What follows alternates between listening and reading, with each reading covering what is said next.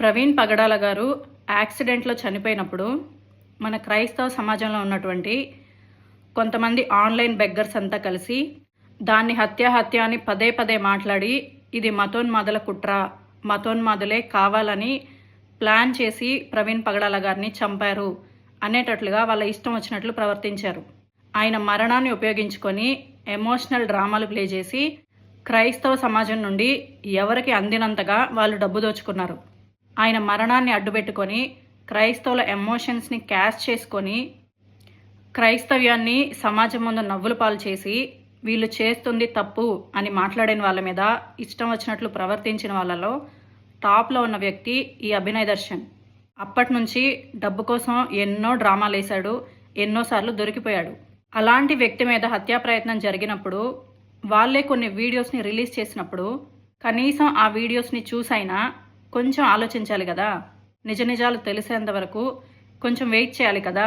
ఒకప్పుడు ఇతను పాస్టర్ కాదు అని ఖండించి పదే పదే వ్యతిరేకించిన వ్యక్తులే పాస్టర్ అభినయ్ దర్శన్ మీద దాడి అని లైవ్ల మీద లైవ్లు, థంబ్నెయిల్స్, పోస్టులు. ఆ రోజు మీకు పాస్టర్గా పనికిరాని వ్యక్తి ఈరోజు మీ దృష్టిలో పాస్టర్ అయ్యాడా? ఈరోజు ఒక దాడి జరగంగానే మీ దృష్టిలో పాస్టర్ అయ్యాడా? సమాజ శ్రేయస్సు కోరేవాడయ్యాడా? ఏ విధంగా సమాజ శ్రేయస్సును కోరుకున్నాడు?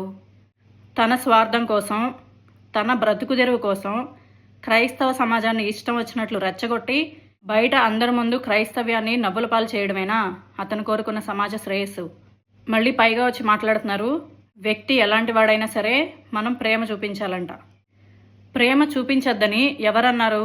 ప్రార్థన చేయండి, కొంచెం ఎదురు చూడండి, నెక్స్ట్ అప్డేట్ వచ్చేంత వరకు ఆగండి. అంత తొందర ఎందుకు? మీకు స్పందించాలనిపించింది, స్పందించారు, అందులో తప్పులేదు. ఒకప్పుడు ఇతను పాస్టర్ కాదు అని మాట్లాడిన మీరే ఈరోజు పాస్టర్ అంటే మీరు మారారా? లేదంటే పాస్టర్గా పనికిరాని వ్యక్తి ఈరోజు మీకు పాస్టర్గా అర్హుడయ్యాడా? ఒకవేళ అది నిజంగా దాడి అయి ఉంటే దాన్ని ఎవ్వరు ఒప్పుకోరు, ప్రతి ఒక్కళ్ళు ఖండిస్తారు. కానీ అది నిర్ధారణ అయ్యేంత వరకన్నా వెయిట్ చేయాలి కదా. ఆ వచ్చిన వీడియోస్లోనే ఎన్ని అనుమానాలు ఉన్నాయి. ఒంటి మీద ఉన్న బట్టలు చినిగిపోయేంత దాడి జరిగితే తల మీద ఉన్న విగ్గు మాత్రం ఊడిపోలేదా? ఒక వ్యక్తి మీద కళ్ళ ముందు అంతలా దాడి జరుగుతుంటే తనతో పాటున్న వ్యక్తులు కాపాడడానికి ప్రయత్నిస్తారా? లేదంటే వీడియో తీసుకుంటూ కూర్చుంటారా? ఆ వీడియో తీస్తున్న వ్యక్తిని కూడా వచ్చి కాలు పట్టుకొని లాగుతుంటే అతను నేను కాదు అనగానే విడిచిపెట్టి వెళ్ళిపోయారు. కనీసం అక్కడైనా మీకు అనుమానాలు రాలేదా? అది డ్రామా అని తెలియక ముందంత వరకు ఎవరిష్టం వచ్చిన వాళ్ళ సింపతిని చూపించారు, ఎవరిష్టం వచ్చినట్లుగా వాళ్ళు ప్రేమను కుమ్మరించారు. కానీ ఎప్పుడైతే అది డ్రామా అని బయటపడిందో వాళ్ళ లైవ్లు, వాళ్ళ పోస్టులు డిలీట్ చేసుకొని ఇప్పుడు మళ్ళీ అభినయ్ దర్శన్ని ఇష్టం వచ్చినట్లు మాట్లాడుతున్నారు. క్రైస్తవులు అంటే ఇలానే ఉంటారా? ఒక విషయం జరిగినప్పుడు కొంచెం నిదానించి ఆలోచించరా? ముందేమో దాడి, ఇది కుట్ర, దీన్ని ఖండిస్తున్నాము, దైవ సేవకుడు అని మాట్లాడిన మీరంతా వెంటనే అది డ్రామా అని తెలియగానే మీ మాటలకి మీరే వ్యతిరేకంగా అంత సులువుగా ఎలా మాట్లాడగలుగుతున్నారు? పైకి క్రైస్తవులు అని చెప్పుకుంటూ వేషధారులాగా ప్రవర్తిస్తున్నారు.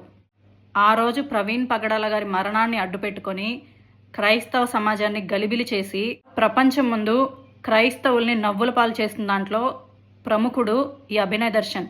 ఆ రోజు ప్రవీణ్ పగడాల గారి మరణాన్ని అడ్డుపెట్టుకొని తన సొంత లాభం కోసం ఏ ఛానల్స్లోకి అయితే వెళ్ళి ఇష్టం వచ్చినట్లు మాట్లాడాడో ఆ మీడియా ఛానల్స్లోనే ఈరోజు తను ఒక డ్రామా ఆర్టిస్టు, ప్రవీణ్ పగడాల గారి మరణం దగ్గర నుంచి అతను క్రైస్తవుల్ని ఎంత మోసం చేశాడు, ఎన్ని డ్రామాలు ఆడాడని ఈరోజు అదే మీడియా ఛానల్స్లో మారు మోగిపోతుంది.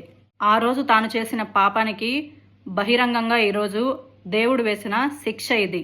ఇంకా ఎవరెవరైతే ఫోన్పే, గూగుల్ పేలో పడే డబ్బు కోసం క్రైస్తవుల్ని రెచ్చగొడుతూ మత విద్వేషాలు రెచ్చగొట్టాలని చూస్తున్నారో, మరి ముఖ్యంగా ప్రవీణ్ పగడాల గారి విషయంలో ఎవరెవరైతే డ్రామాలు ప్లే చేశారో ప్రతి ఒక్కరికి దేవుడు ఇలానే ఒక్క రోజులోనే శిక్ష విధిస్తాడు.